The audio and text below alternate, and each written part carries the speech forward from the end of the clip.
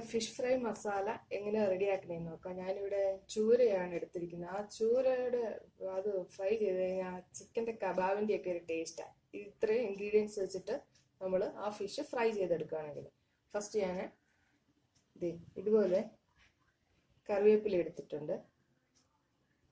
അത് കഴിഞ്ഞ് ഇതേപോലെ ഒരു സ്പൂണിൻ്റെ അളവിനാണ് ചിക്കൻ മസാല എടുത്തിട്ടുണ്ട്. ഇതിൻ്റെ ഒരു 2.5 സ്പൂണോളം ഉണ്ട്. ഇത് മഞ്ഞൾപ്പൊടി എടുത്തിട്ടുണ്ട്. ഇതിന് ഒരു 1/4 ടീസ്പൂൺ.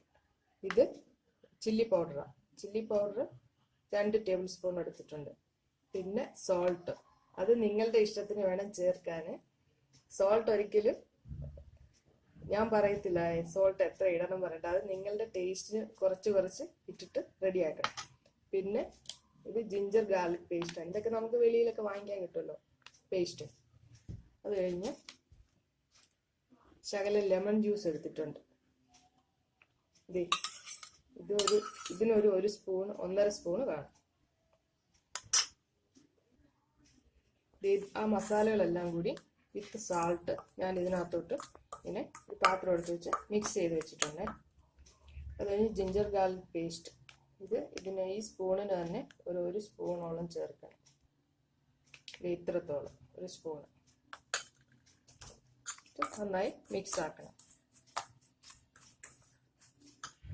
ലെമൺ ജ്യൂസ് ഒഴിച്ചു. ഇതിലൊരു 1.5 സ്പൂൺ ലെമൺ ജ്യൂസ് ഉണ്ട്. അത് കേട്ടോ, ഒരു 1.5 സ്പൂൺ എല്ലാം കൂടി മിക്സ് ചെയ്തു. ഈ വാട്ടർ അത് നമ്മൾ പേസ്റ്റ് രൂപത്തിലാക്കാൻ എത്ര വേണം അത്ര ചെയ്യും. പിന്നെ ഇങ്ങനെ പേസ്റ്റ് രൂപത്തിൽ ഇങ്ങനെ മിക്സ് ചെയ്യണം. ഇത് മിക്സ് ചെയ്ത് കഴിഞ്ഞിട്ട് സോൾട്ടിൻ്റെ ടേസ്റ്റ് ഒന്ന് നോക്കിക്കണം. ഒരുപാട് വേണ്ട, കാരണം നമ്മൾ ഇത് പുരട്ടിയിട്ടൊരു 1/2 അവർ ഫ്രിഡ്ജിൽ വെക്കുന്നുണ്ട്, നന്നായി മസാലയൊക്കെ പിടിക്കാൻ വേണ്ടിയിട്ട്. അപ്പോൾ അതിനകത്ത് ഇരുന്ന് പിടിച്ചുള്ളൂ. അപ്പോൾ സോൾട്ട് എപ്പോഴും നിങ്ങളുടെ ഇഷ്ടത്തിന് വേണം ചേർക്കാനായിട്ട്.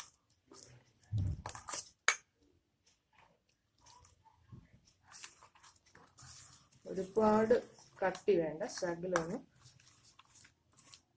ലൂസായിട്ടിരിക്കട്ടെ. ഇത് ഞാനൊരു 1/2 കിലോ മീനിനുള്ളതാണ്. 1 കിലോ എടുക്കാം, ഒരു 3/4 kg ഇത് മതിയാകും. അല്ലെങ്കിൽ മസാലയുടെ ക്വാണ്ടിറ്റി ഒക്കെ ഒന്ന് കൂട്ടിയാൽ മതി. ഇത് ട്രൈ ചെയ്ത് നോക്കണം. ഇതിന് എല്ലാം റെഡി ആയി കഴിയുമ്പോൾ ഉണ്ടല്ലോ, ഇതിന് കബാബിൻ്റെ ഒരു സ്മെല്ല് വരും. ടേസ്റ്റും അതുപോലെ തന്നെയാണ്. ഇങ്ങനെ ഇരിക്കണം. ഇത് കഴിഞ്ഞിട്ട് കറി ലീവ്സ് ഇല്ലേ, ഇതിനകത്തോട്ട് ആഡ് ചെയ്യാം.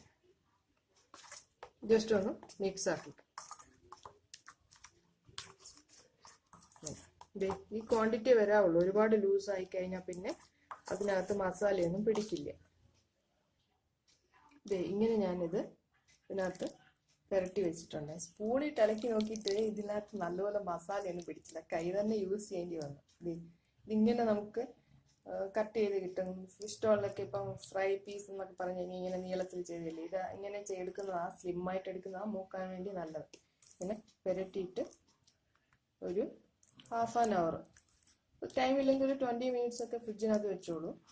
പിന്നെ ഒരു ദിവസമൊക്കെ ഇരിക്കുവാണെങ്കിൽ ഇനി നന്നായി വരും. സോൾട്ട് നിങ്ങൾ ഓൾറെഡി ടേസ്റ്റ് ചെയ്ത് നോക്കിയിട്ട് പിന്നെ വേണം ഫിഷിനെ ആഡ് ചെയ്യാൻ. വേണമെങ്കിൽ നിങ്ങൾക്ക് കുറച്ചും കൂടി സോൾട്ട് ആഡ് ചെയ്ത് കൊടുക്കും. എപ്പോഴും സോൾട്ട് പ്രത്യേകം ശ്രദ്ധിച്ചോണം, അല്ലെങ്കിൽ ഫിഷ് ഫ്രൈ കഴിക്കാൻ പാടായിരിക്കും. ഇങ്ങനെ എല്ലാം നന്നായി പുരട്ടി വെച്ചിട്ടുണ്ട്. ഞാൻ ഇതിനകത്ത് ഇത്ര പാത്രം ചൂടാക്കിയിട്ട് ഇത്ര കോക്കനട്ട് ഓയിൽ വെച്ചിട്ടുണ്ട്. ഇത്ര മതി. നമ്മൾ ഡീപ് ഫ്രൈ അല്ല ചെയ്യുന്നത്, സാധാരണ ഫിഷ് ഫ്രൈ പോലെ തന്നെ ഉള്ളൂ. ഇത് നന്നായി ചൂടായിട്ടുണ്ട്. ഇത് കണ്ടോ, ഇതിന്റെ മേളിൽ ഇങ്ങനെ കറിവേപ്പിലയൊക്കെ പറ്റിയിരിക്കണം. അല്ലാതെ നമ്മൾ കറിവേപ്പില ഇങ്ങനെ ചുമ്മാ ഇടുവാണെങ്കിൽ ഇത് പൊട്ടിത്തെറിക്കുക. അതിന് വേണ്ടിയിട്ടുള്ള പരിപാടിക്കാണ് ഞാൻ ഇങ്ങനെ ചെയ്ത് വെച്ചിട്ടുണ്ട്. ഇതിന് ഞാൻ ഇടുവാണ്.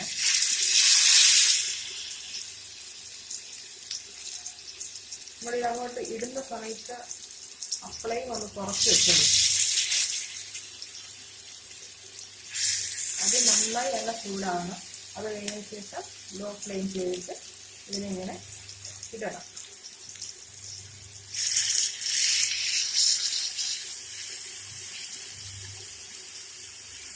ഇട്ടതിന് ശേഷം എന്ത് ചെയ്യണമെന്നറിയാമോ,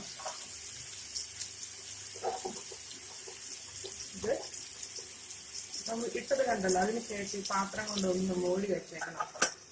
ഫ്ലെയിം ഒന്ന് മീഡിയം ഫ്ലെയിമിലാക്കിക്കോളൂ. ഈ തെറിച്ചിങ്ങനെ സൈഡിലോട്ടൊക്കെ തെറിച്ച് നമ്മുടെ ടൈൽസിന്റെ പുറത്ത് അവിടെ വീഴാതിരിക്കാൻ വേണ്ടിയിട്ടുള്ള സൂത്രപ്പണിയായത് ജസ്റ്റ് ഒന്ന് ക്ലോസ് ചെയ്തിട്ട് ഇത് ഇടയ്ക്ക് ഇങ്ങനെ എടുത്തിട്ട് ഇങ്ങനെ റൗണ്ട് ചെയ്ത് വെക്കണം. സ്പൂണൊന്നും ഇട്ട് ഒരുപാട് കുത്തരുത്, ഉണങ്ങി വേണ്ട പീസ് ജസ്റ്റ് ഇങ്ങനെ ഒന്ന് ചെയ്ത് കൊടുക്കണം റൗണ്ട് ചെയ്ത്.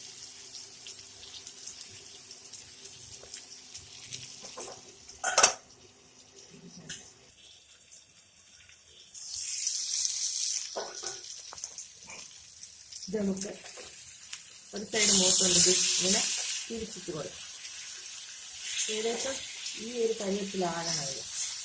കാണാൻ പറ്റുന്നുണ്ടല്ലോ, ഒരുപാട് മൂത്ത് പോകരുത്. ഒരു മീഡിയം ഫ്ലെയിമിലോ ലോ ഫ്ലെയിമിലോ ഇടാവുള്ളൂ. അതിന് ഗ്യാസിൻ്റെ ചൂടനുസരിച്ചിരിക്കും.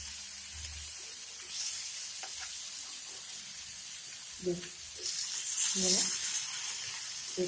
തിരിച്ചിട്ട് കൊടുക്കാം.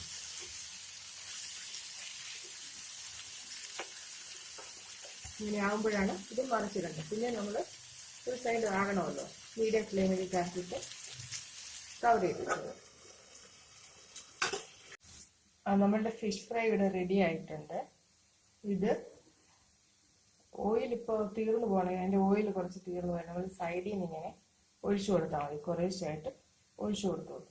പിന്നെ ഇതൊരു സെർവിങ് ഡിഷിലേക്ക് മാറ്റാം. നമ്മുടെ ഫിഷ് ഫ്രൈ റെഡി ആയിട്ടുണ്ട്.